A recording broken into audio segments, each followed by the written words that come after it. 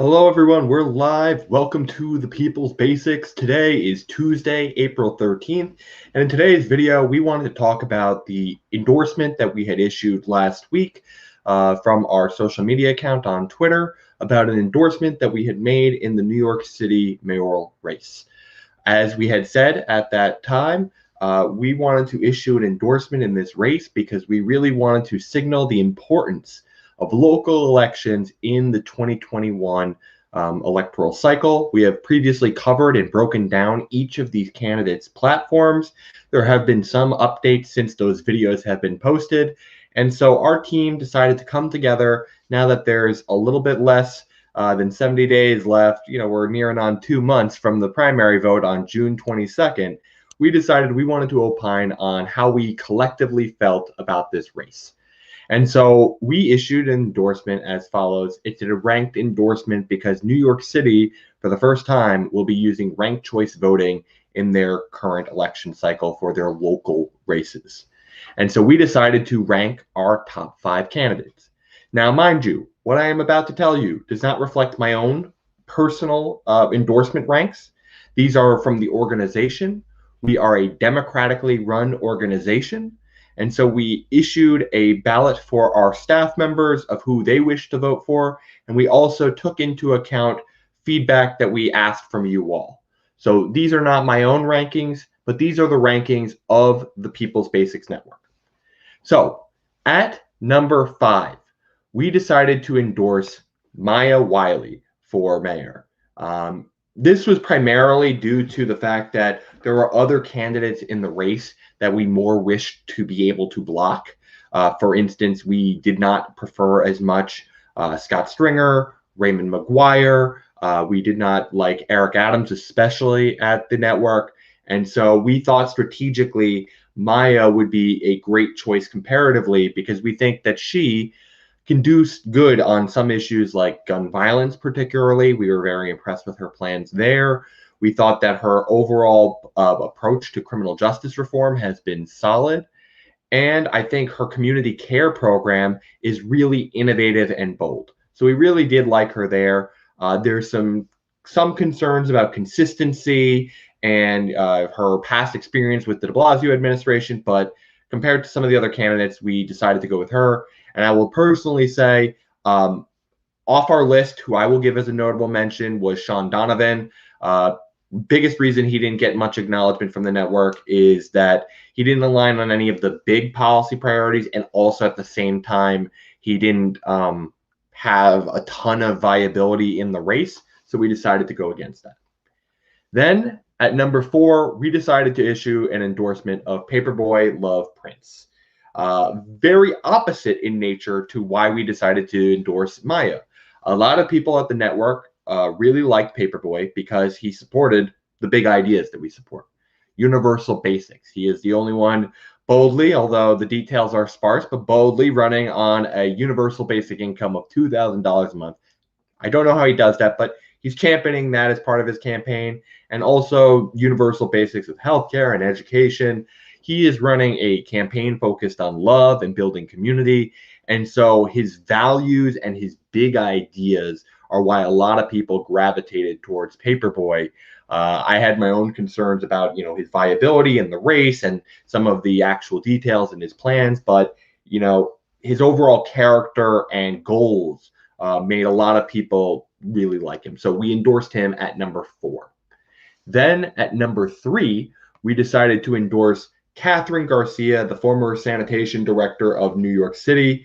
A lot of the people you're going to see kind of on this list, for the most part, are kind of outsiders.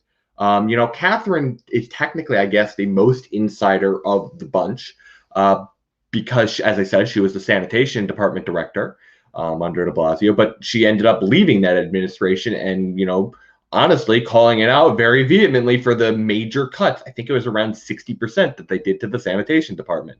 And so she still has that outsider status where she's very independently minded from, the current city bureaucrats. She really is focused on wanting to, actually reduce bureaucracy. She came out most recently with a great plan on foster care. She is one who has a common sense approach to housing and is much more of a YIMBY and wanting to transform existing structures like hotels into new units. So there's a lot to be said about someone who is an independently minded individual who's not an ideologue, who's running a very positive campaign and has a lot of experience as a crisis manager, because sanitation handles a lot of crises beyond just trash. They do a lot of the snow cleanup too. So there's a lot to be said about her. And frankly, I think she's underrated. My personal ranking, I have her too, but the network overall decided we came to her being our third top choice. Then next, after that, we decided to endorse Dianne Morales as our number 2 choice. And so Dianne, as we had analyzed at the time, is running on firmly a very bold progressive platform. She is very much trying to carve out the more far left lane of the primary, the more socialist of New York City. She does not identify as a socialist herself, but she runs on a really large, bold platform, from universal basic income to completely defunding defunding the police by $3 billion. She has a substantive housing plan of trying to expand our public housing policy and retrofitting the existing supply. And she definitely has a lot of the backing of the left lane. And so a lot of people really like Dianne from our network. They frankly would be probably trying to champion her if Andrew Yang was not in the race, who we will be endorsing at number 1, as you'll see in a moment. But we really want to encourage people who do support Andrew Yang to consider Dianne highly, and we hope people who see Dianne highly, they'll vote for Andrew Yang at 2 or 3. All of these people are great candidates. Compared to the presidential race, New York City has been spoiled by how many great candidates they have. But with that being said, as I just said before, at number 1, we decided to endorse Andrew Yang. For people who have been following this channel for a long time, this really shouldn't surprise many of you.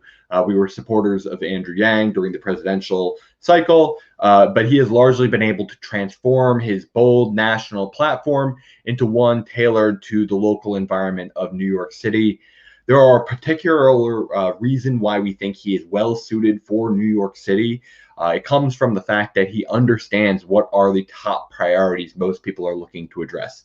When you look at the polling, most people in New York City are focused on 3 major things. They're focused on making sure that we properly recover from the COVID-19 pandemic and we take the appropriate public health measures to make sure that not only are people getting vaccinated and have masks, but that people feel, truly confident that when they go into public places, that they're in safe environments. 2 is the economic recovery. Small businesses have been devastated. We've had over 70,000 New York City residents leave the city. And so we have been seeing massive budgetary shortfalls leading to a over $4 billion budget deficit. And so there are a lot of people suffering, from small business owners to the unemployed. And so we need someone who's focused on that particularly as well, which is the heart of Yang's campaign. It is the New York City comeback campaign. And there are a variety of ways that he looks to try and support both the individual as well as small businesses. I don't want to go too deep in depth. If you want, we did a 4-hour policy breakdown of his platform for you all to be able to go check out. But it goes beyond that too. I think the third one, which I was mentioning before, is safety. Not a lot of people are willing to address this, and I think Yang has been willing to go kind of on both sides of, we need to be doing more to be combating the rise in, violent Asian hate crimes, as well as gun violence. And furthermore, he also understands, because he's gone to a lot of the Black Lives Matter protests. He was one of the first people who Jacob Blake's father called after his son was shot. He's calling for a $1 billion defunding of the NYPD. He understands that there's this balancing act where we need to be making sure that people are being kept safe and that policing is being more effective, because police are currently being pulled away from their responsibility, which should be preventing and bringing justice to violent crime, and instead doing all these other responsibilities like related to drug enforcement and not parking violations, traffic violations, all these things that should be outside their purview, they still have to handle, and this makes them less effective at being police. And so when it comes to those 3 major issues that parents are looking for, or not parents, that all New York City residents are looking for: economic recovery, public health recovery, and safety. I think Yang has a great message for that, and we at the network concur. But beyond that, we think that he has the appropriate experience to be able to serve in this role particularly well, from not only having, nonprofit side experience, to corporate experience, to working with the existing administration and having connections on DC. I think that Yang has appropriately positioned himself in a way where he can secure the necessary funds to be able to properly do a rebuild of New York City. And he has worked, because of his own experience as a stakeholder in this. He knows, what people in the nonprofit and small business sectors are looking for in terms of support. And so that is our endorsement rankings. As I said before, it goes as follows. Number 1, we endorse Andrew Yang. Number 2, we endorse Dianne Morales. Number 3, we endorse Kathryn Garcia. Number 4, we endorse Paperboy Love Prince. And at number 5, we endorse Maya Wiley. Please let us know what you think about those rankings. Please tell us in the comment section down below if you think we got it right or if you think we got it very wrong. We really would love to hear your thoughts. We are just looking to try and achieve the universal basics for all people, including income, services, liberty, justice, and security. And so we think these are the people who can best bring this to New York City. And so we hope that will be a model for the rest of the nation as well. And so we highly encourage you all in 2021, take the time, go learn what offices are having elections in your area. We highly encourage you to take the movement that was focused on national elections in 2020 and moving it down ballot this year. So with that being said, in addition to letting us know what you thought about our ranked choice ballot, also let us know if there are any local races that you guys are focusing on as well. So that being said, everyone, I want to encourage you all to give today's video a like and a share. Make sure you subscribe and hit the bell so that you're notified whenever our videos come out. We come out with one every day, essentially, Monday to Friday. And, as always, we want to make sure that you all are having a great day out there. There's a lot of work to be done, and we're so happy that you've joined us today to be knowing of what we think on the New York City mayoral race. So everyone, have a great day, and as always, stay basic out there.